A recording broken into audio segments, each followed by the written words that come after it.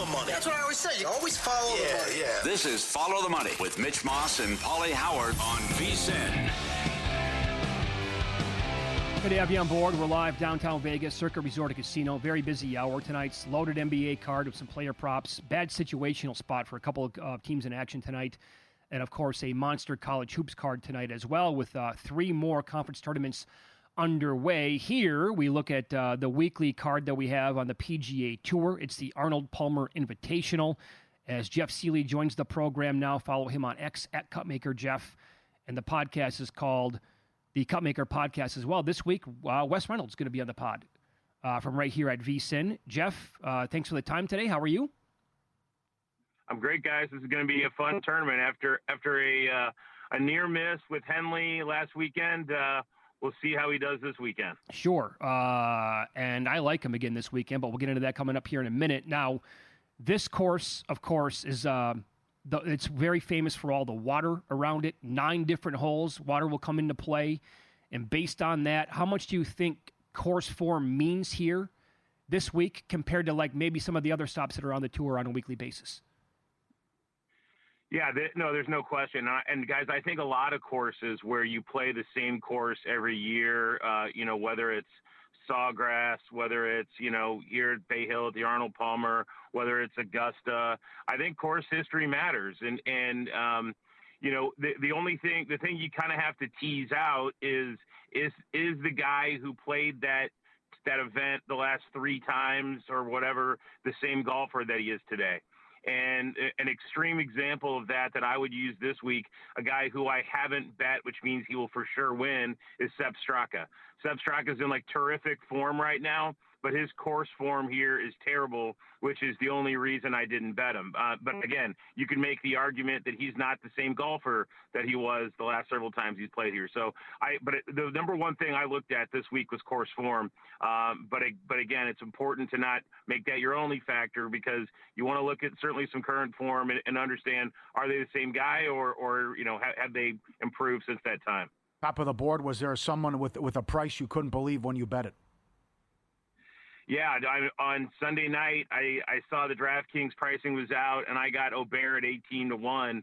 I don't think that anybody who watches golf very closely right now could make a case for anyone other than potentially Rory to be the number 2 player in the world, and I think Aubert is playing better golf than Rory right now. I mean, he truly looks like a generational talent. I'd make Rory number 3, Bryson, frankly, number 4, and a healthy Xander at number 5. But then I think we have a decent gap. Xander's not fully healthy. Bryson's on live. So I'm thrilled to get the number 2 player at this Scotty inflated price, if you will. Now it's down to 16 a lot of places. I still like it at 16. He's too good, and the price is too good. Again, I think I would still play better at 16. I love Aubert this week. You have some incredible numbers here on Patrick Cantlay. You're betting him this week. Tell us how you're going to bet him, outrights and maybe ladder bets as well. But also, it's been a long time since this dude has won. Yeah, so again, you guys, I rarely talk about Patrick Cantlay on this show, and for good reason. It has been 1,370 days since he won a full field PGA Tour event. He did win a BMW, which was one of the playoffs, which is a limited field, and he won the Zurich with Xander.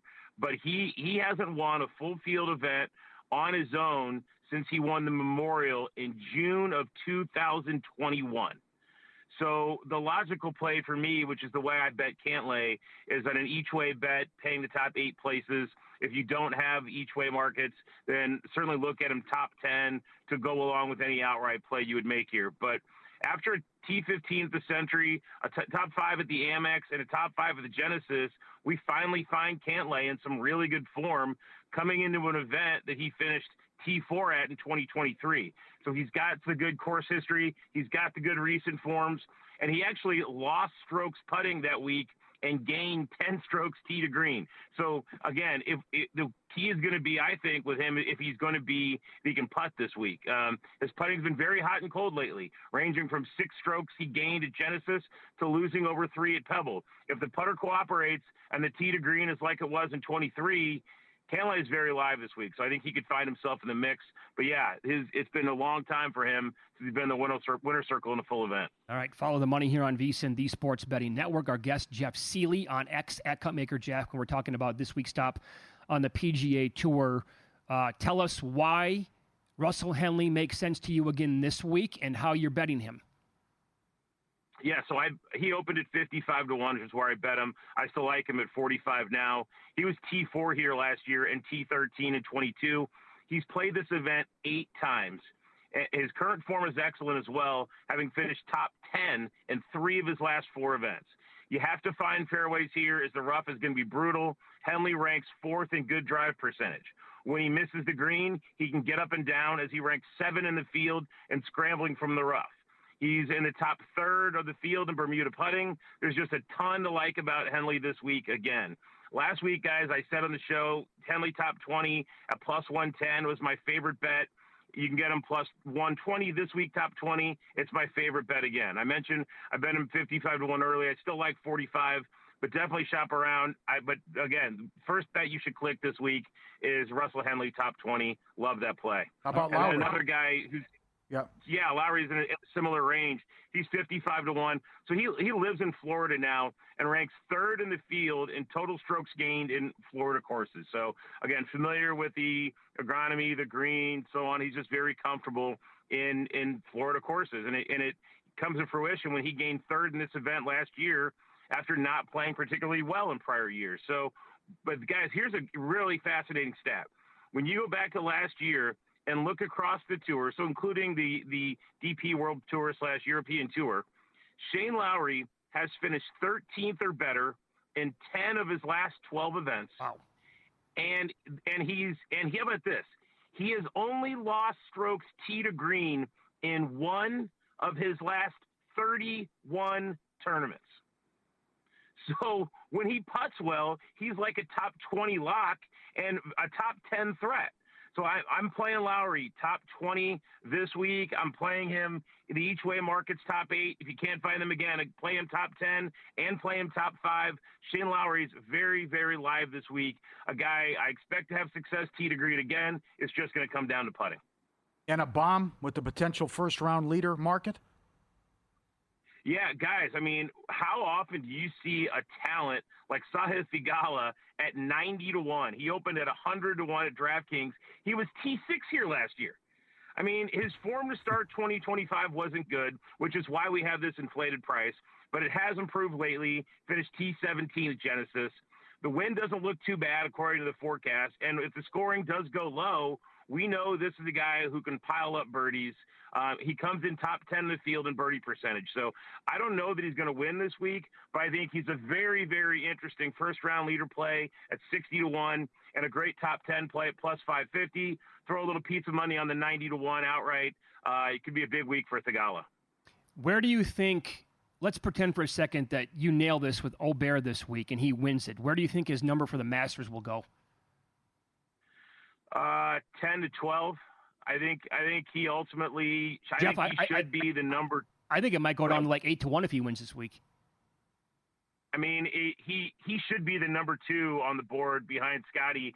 And guys, I'm telling you right now, I don't think the margin between if Scotty's playing his best and Aubert's playing his best, I don't know that the margin there isn't like razor thin. Like the one weakness both of them have is putting, right? Their putting can get wonky sometimes. We've seen that with both of those guys.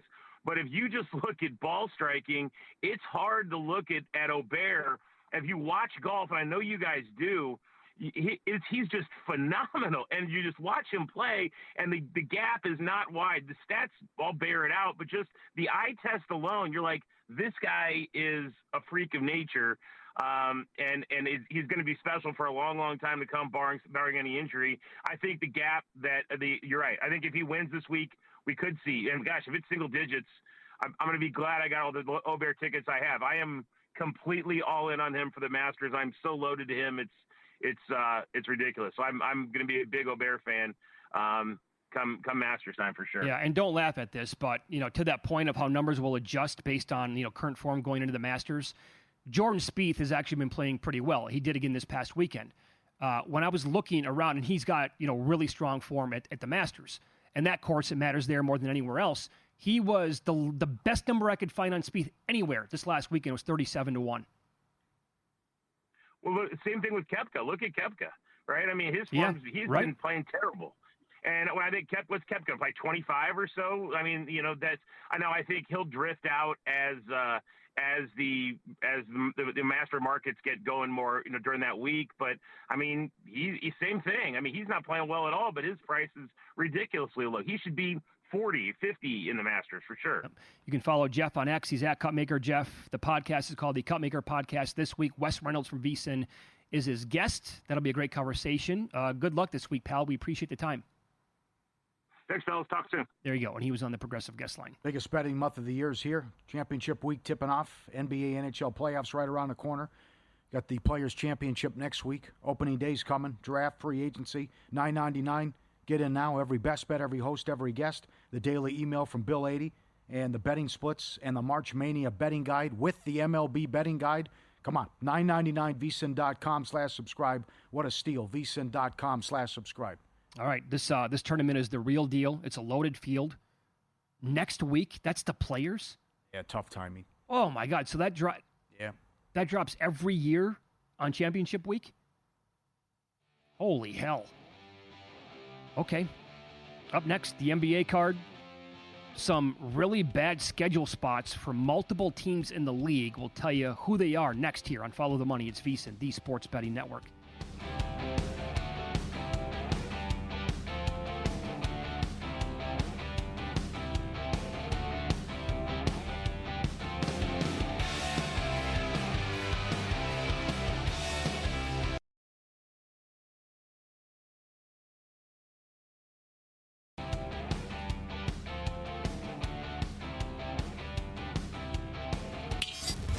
This is Follow the Money on VSiN. Loaded NBA card tonight, including some really bad spots with the schedule for a couple of teams. One would be the Golden State Warriors. They're playing at the Knicks. This number keeps moving up. The Knickerbockers are now favored by 5.5. The total is all over the map between 225.5 and 227. DraftKings has the highest number on the board for the total. So if you're looking around for the under, maybe that's where you want to go for it. The Warriors lost in Philly on Saturday. They played and won last night in Charlotte, and they have a back-to-back tonight, obviously here with the Knicks. That is the dreaded third game in 4 nights and the back-to-back for Golden State. And hence the Knicks, taking money here. God, I was dying to bet against the Knicks here. It reeks of the Maple Leafs last night. It's a horrible spot, but you get helped out by what you just said with Golden State. And then they got some guys banged up in the win last night, too. Mm-hmm. So 8-1 with Butler. Curry questionable, although it's the Garden. He'll play. I like him over 26.5 points. But the Knicks, they go to Cleveland, get buried. They go to Boston, they get buried. They beat Philly at home. Close game. Right back out on the road. Comes down to the final possession. OG hits a 3. They beat Memphis. Then they're down 19 against the Heat. Brunson takes over, and they win that game. Now they come home for this one. Then they go right back on the road for the West Coast road trip. Then they play Miami at home for 1 and go right back on the road again. So maybe I guess the over because they can't stop anything defensively, and the cat numbers are ridiculous. But it's just and the Knicks are going to put up 110-ish tonight probably. Yeah, but it's so if they get in fact I wouldn't be surprised if they lose, even though everything's against Golden State. But this is just a horrific spot for the Knicks. Well, okay, so is it worse for the Knicks tonight or worse for the Warriors tonight? I still think it's worse for the Knicks. Because of the travel and coming back home, and you had to go you had to play down to the wire in those 2 games and expend all that energy Sunday and Brunson carrying you. Well, they're also not that good. That's the other thing. No, they're not. They should be a lot better than what they are. And I got a team who's hot and saying all the right things after every. It's a mutual admiration society. Every time I put on a press conference with Golden State, oh, it's so great with Jimmy. Jimmy really gets it, and Jimmy loves playing with Steph, and Green's kissing his ass too. I mean, they love each other now. And sure. The biggest question, Pauly, here is how many of those Golden State Warriors players are going to miss the game tonight? Right. We'll know more once we get off the air. So the last thing you want to do in the NBA is make a case for Golden State, bet them +5, and then in an hour and 10 minutes, it's like, oh, yep, Yeah. Curry was hurt a little bit more than we thought last night. He's not going to play, and Jimmy's not going to play either. And then the number goes to 12. So maybe the Knicks, if you don't fade them tonight, maybe you've been adamant about that all week long with the schedule. Just look at other spots coming up this week and beyond where you want to play against them. Also, the Pelicans are playing in LA against the Lakers. Here we go. So the Lakers have won 6 straight, 12 out of 14 and 16 out of 19. I will point this out. Zion Williamson, he's missed a ton of games in his life. But for some reason, he seems to play like every game against the Lakers. So if you go back to his rookie season, the first game he ever played against LA, he had 29, 6, and 3. The game after that, it was later on in the week, he had 35 and 7. The 2020-2021 season, he had 21, 12, and 4, and 27, 9, and 5 in the other game. He only played one game against him the following season. He had 27, 5, and 7. And don't forget last year, tight game, down to the wire, play-in game. He had 40, 11, and 5.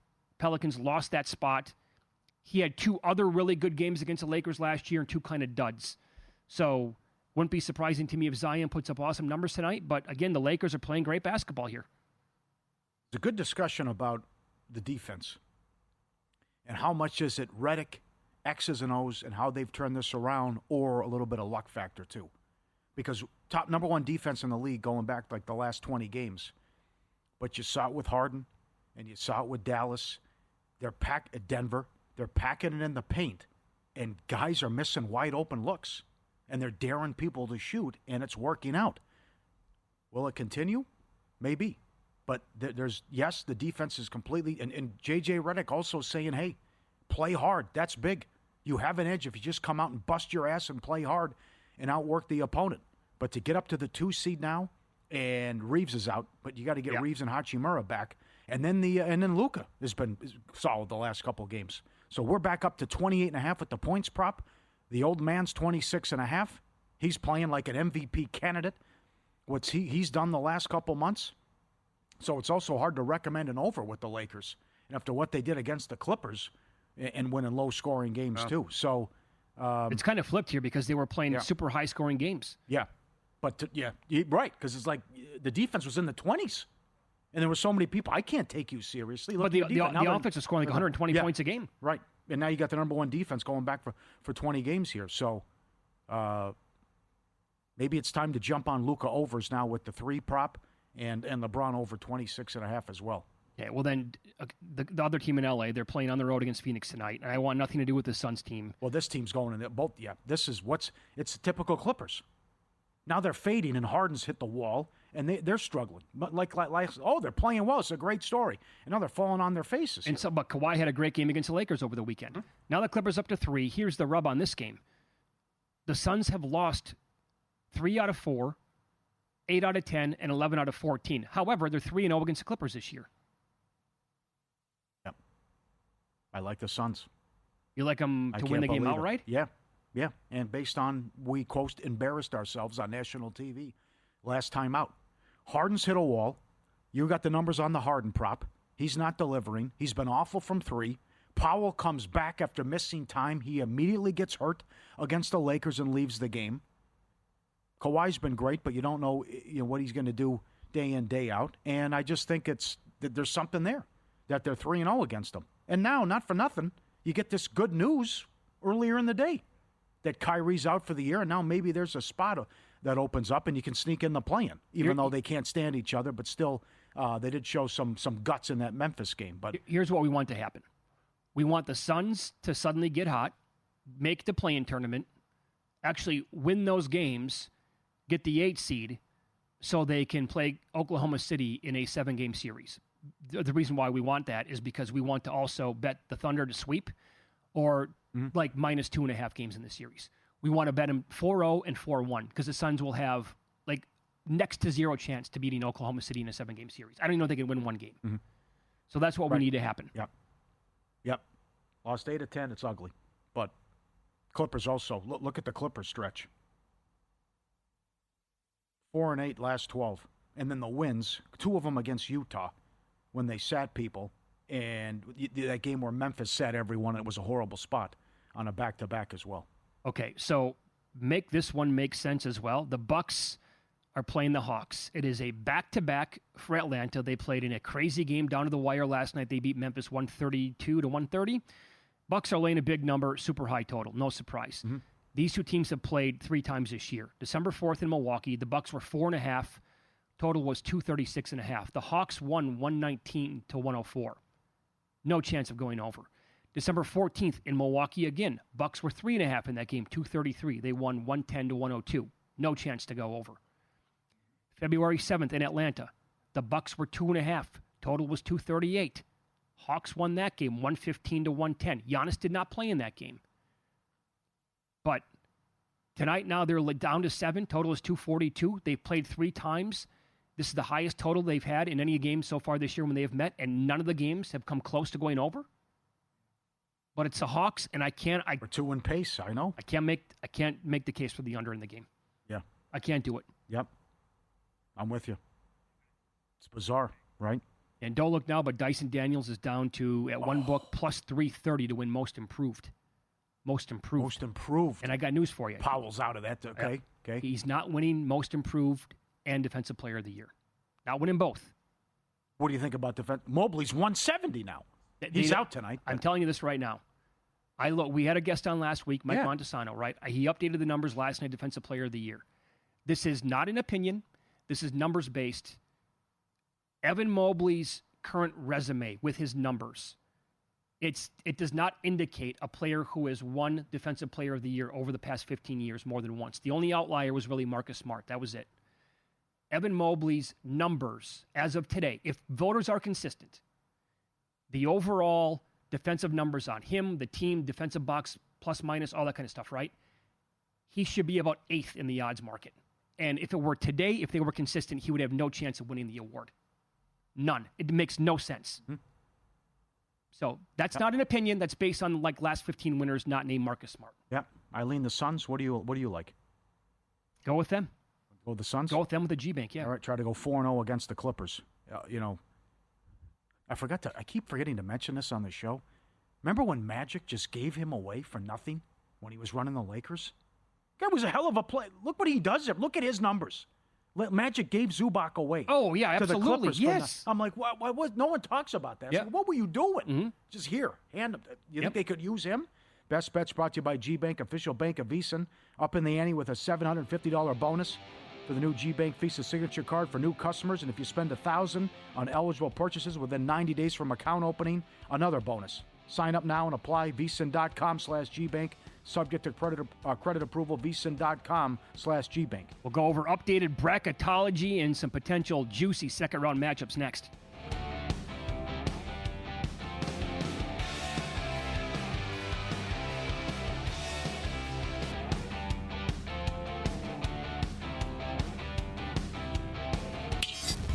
This is Follow the Money on VSiN. Big card tonight in college basketball. What's new? It's March. Get into those games coming up here in a minute. We also have updated bracketology.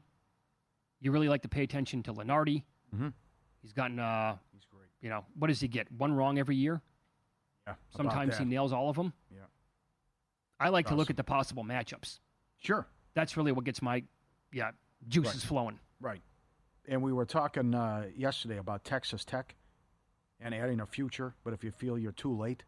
But if this is going to be their region, I mean, Shoemaker had them ranked 7th, but if you look at that, if that's their possible path in the West, where Tennessee's the 1, Missouri's the 5, Michigan's the 4, Marquette's the 6, Michigan State's the 2. I would love Texas Tech, and they're right now 6-7-1 to make the Final Four, if that's their region, to come out of there. At the bracket matrix, They are currently on the 3 line behind St. John's and Iowa State. Can they claw up? I think so. And that's going to be, right, because so much on the line here. And some say they pay too much attention to the results and what actually happens in championship week in conference tournaments. Others say they don't pay enough attention. But I think they overseed and overreact to what happens, especially when you got a team usually that's fringe, last 4 in, last 4 out, and they get hot. Oh, they're 8-9. How'd that happen? But your 2 seeds, Iowa State, Florida, Bama, and Michigan State. But still, Bama's got the big game tomorrow, and then they play Auburn. And if you win a couple more games... How do you like the way that these teams close in the SEC? Yeah, come on. I mean, there's still plenty of opportunities here for these guys, Florida and Alabama. And I think is that game tomorrow? They play each other, whatever. But, you got Auburn and Alabama on Saturday, too. So still plenty of opportunities there. Who's the team near the top right now that you have no futures on whatsoever, no Final Four, no to win the whole thing, that you will regret it the most if they're there dancing at the end? Is there a team? Is it going to be Texas Tech, or do you have some of them? I just bet them today. Will you be pissed if you have nothing on Arizona? No. You're okay? I'd be shocked by that. Okay, but you're going to be okay. I'm okay with that. How about Tennessee? No. Great job last year, Elite Eight, but that was a great game against Purdue. Right. But if they get me, they get me. I just don't trust the program or Barnes. And that's also, you can ask me too. I'd like to see what happens with the brackets in the path too, because it always happens. We could be here on the first day of the tournament, and by 3 o'clock, your brackets are blown up. Of course. And there's major upsets. I'm sure one of my regions will throw. Need to throw right in the. What about Michigan State? Yeah, is 0-2 seed. Yeah, got to respect them. What are they? Yeah, that's not 5-1's pretty weak though. That's Final Four. Yeah, they're going to get a good seed though. 28 to 30-1. I will tell you, I wouldn't fall off my chair though if they wind up getting a 1, and then you run into a Gonzaga, a BYU, a Utah State, someone like that. Whoop, you're bye-bye. You're gone. I don't have a single penny on Michigan State, and I will not regret it if they win the whole thing. I don't trust them. It's the Big Ten again. They haven't won since Sparty did it back in 2000. Right, and I asked you that, I think a week ago. Conference breakdown. He has 12 in from the SEC. He has 11 in from the Big Ten. 11 now, what from are you the going to Big do? Ten. Now, what are you going to do? You're going to trust the SEC over the Big Ten? You all have day. to. Yes. Well, it depends on the matchup overall, but yeah, I mean, you can say that about anybody, and so just going in blindly, you got to go SEC. 8 from the Big 12, 4 from the Big East, 4 from the Mountain West. Now. Boise State is now in with their turnaround. Are they 3 from the ACC? 3. Wait, so he doesn't have North Carolina in? No. He does not have North Carolina in? And they shouldn't be. You know what? I think I need to bet them tonight because they are playing the best basketball they have the entire year. Yeah, it's like the Duke thing, right? What Jerry Palm said. You got to be impressive. Their offense is clicking. Yeah. And I got to tell you, didn't they just sign Hubert Davis to an extension or something like that recently? Off season, something like whatever it was. If they flop this year, how do you stick with that guy as the head coach? How? They were under Roy Williams, and even before that, they were perennially speaking a number 1 or a number 2 seed and a threat to win the whole thing. With this guy, without that magical run to the title game a couple years ago against Kansas, it's been a pretty hardcore flop at North Carolina, I'd say. Yeah. Well, that can factor in your handicapping with a lot of games tonight because there's so many of these teams that are in action. They need it, playing each other. For example, Ohio State 6.5 at home to Nebraska. He's got both of them last 4 in. Buckeyes, Arkansas. How is Nebraska in right now? I don't know. It also goes back to how bad this is. You don't have a lot to choose from, right? Oklahoma's 4-12 in league? Come on. And where does he have them?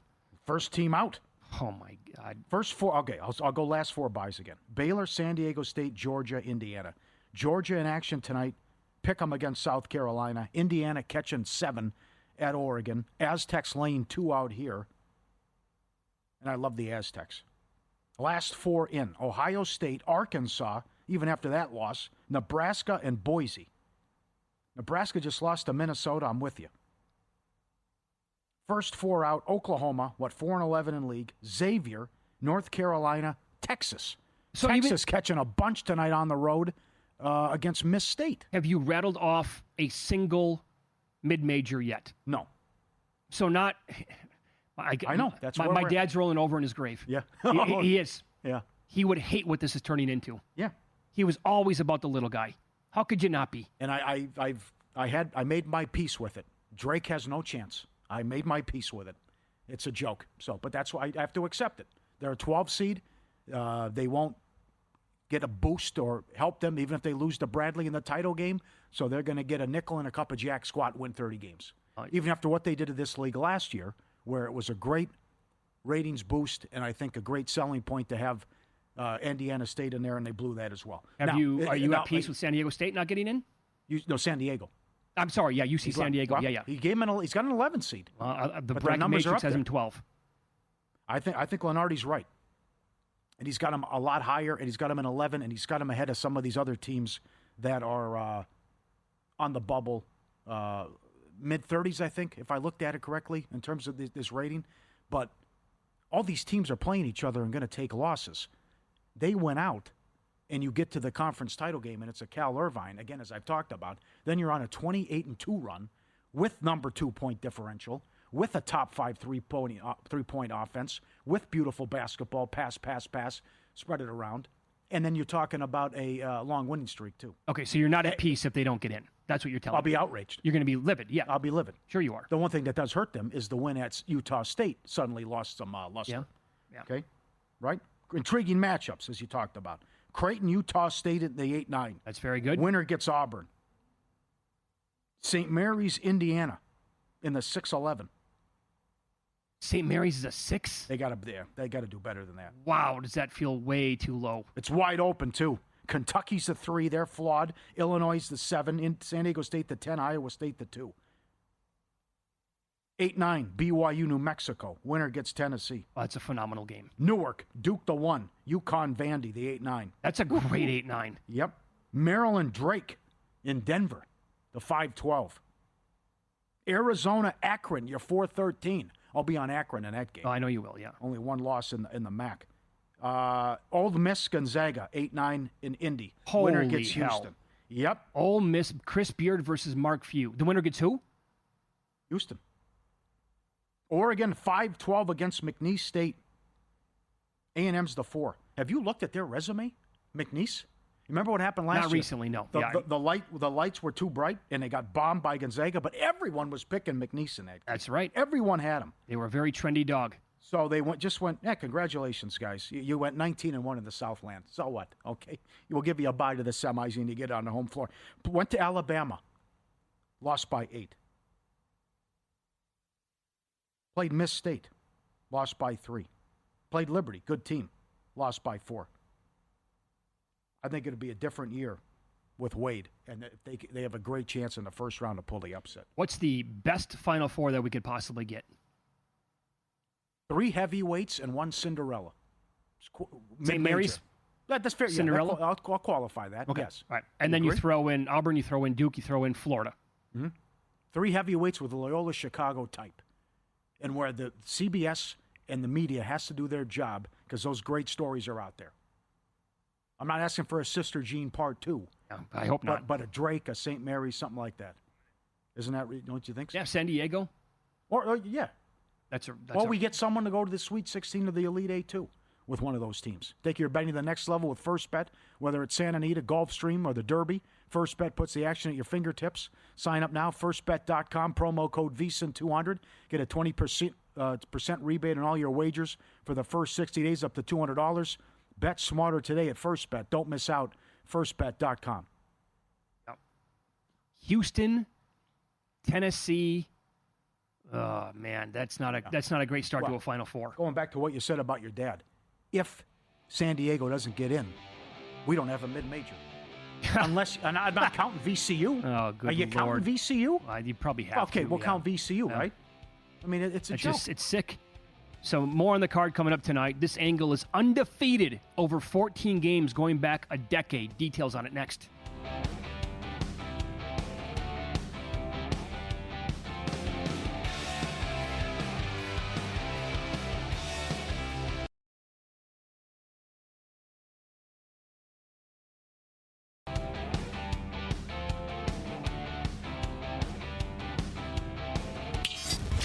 This is Follow the Money on VSIN.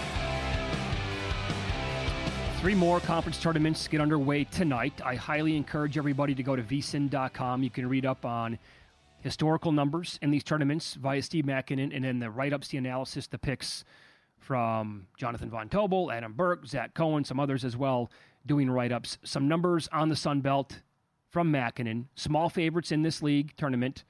They've been great lately, laying 4.5 points or fewer. 33-14 straight up, 30-16-1 ATS, dating back to 2016. And totals above 146 to the under. 18-7 under that total, 72% since 2017. So you do not have a total in that range tonight, but Coastal Carolina plays Southern Miss, and that game is tipping off in 15 minutes. Southern Miss is laying 3.5. So that trend over the years in this tournament it's been really, really good. I'm glad you mentioned that too, because Georgia South Carolina goes at 6 Eastern, 3 Pacific. So now with the madness here, and there's a lot of early start times, and that's one of your big games in a bubblicious game coming up early.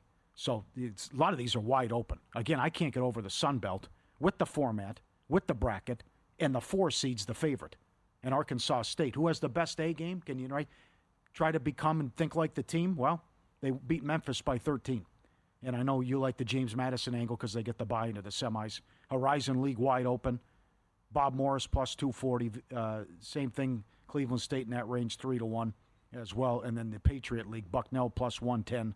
Colgate's 4-1. They've won it 4 years in a row. But they at least do it the right way, and you get the best seed gets it on their home floor. Yeah, I took some Bucknell plus 135. It was basically, I think, an outlier when it comes to this. Found that number, so I had to bet that. Torvik gives him a better than 50% chance to win this tournament. I think he's got pretty strong numbers, obviously. 13-5 in league play. Highest power-rated team in this league at vsin.com, at Ken Palm, at Torvik, and at Evan Maya. They shoot the ball well. They're efficient. And they also have the best defensive team in this entire league. So at that number, I couldn't refuse it. Although, again, Colgate, they're 4-1. They're third on the odds board. They've won it 3 years in a row. And I don't really like betting teams around, even money, pick 'em, or like plus 130 to win a tournament. But I had to with this one with Bucknell. It's not going to be a thing I do very often, but did it this time around. The quarterfinal round of the Patriot League tournament has trended over the last 40 games, going 29-11. And when you have totals of 139 going over recently, they're 31-10 with one push to the over since 2014. That's in quarterfinal league play. And I will give you this in the Horizon League again from Steve Makinen. Home favorites priced at 5 points or fewer are 14-0 straight up and ATS since 2014. Oakland got Purdue-Fort Wayne 75-65 last year. That's home favorites in the Horizon League. And keep in mind that the first couple of rounds here are played on campus sites. The semifinals and the finals are no longer played at campus sites. And in these games that we have tonight, you do not have a game that qualifies. We will remind you of that tomorrow, and something might be on the billing on the card for that slate coming up. I did take a little Doug Gottlieb and Green Bay tonight, plus 10 against Oakland. Played, obviously, on Oakland's home court, as we just said. They played last regular season game, went to overtime. Green Bay lost by 3. All right. And they've kind of flipped it here over the last 5-6 games where he was the laughingstock of the entire sport. I know JVT here on the network made it a point to bring it up every time that they played. And, it was like a gold mine for the first 2.5 months of the season. But lately, Green Bay's been much better covering games, and they, won a couple of them as well. So I took the 10. All right. Good card, deep card, as we've talked about, and still with these power ratings, and we just mentioned bracketology, that West Virginia's a 10 seed, yet catching 3.5 at Utah. I'm missing something here with West Virginia. 4-8 last 12, wins TCU, Cincinnati twice in Utah. I mean, since the Iowa State win, there's not much meat on the bone, and I think they're in trouble as well. Vandy, now you're in uncharted territory. Now you got to win by margin. You're expected to against a desperate Arkansas team that embarrassed themselves. Now Vandy's laying 7.5. That's risky business tonight too. It's a big number. Vandy's obviously a damn good basketball team. Arkansas is going to be in desperation mode, and I hate to keep saying that with these some of the same teams, but if you consider that they put up the stink bomb of all stink bombs for that team over the weekend, and it's now up to 8. Great. I grabbed 7.5. They started 0 of 17 from 3. They were never in the game. They were down big double digits at halftime, and it got worse after the half. And so South Carolina was blowing them out by 30-plus points. Now you have Vandy off of a game in which they should have lost in regulation. Instead, Missouri elected not to foul up by 3.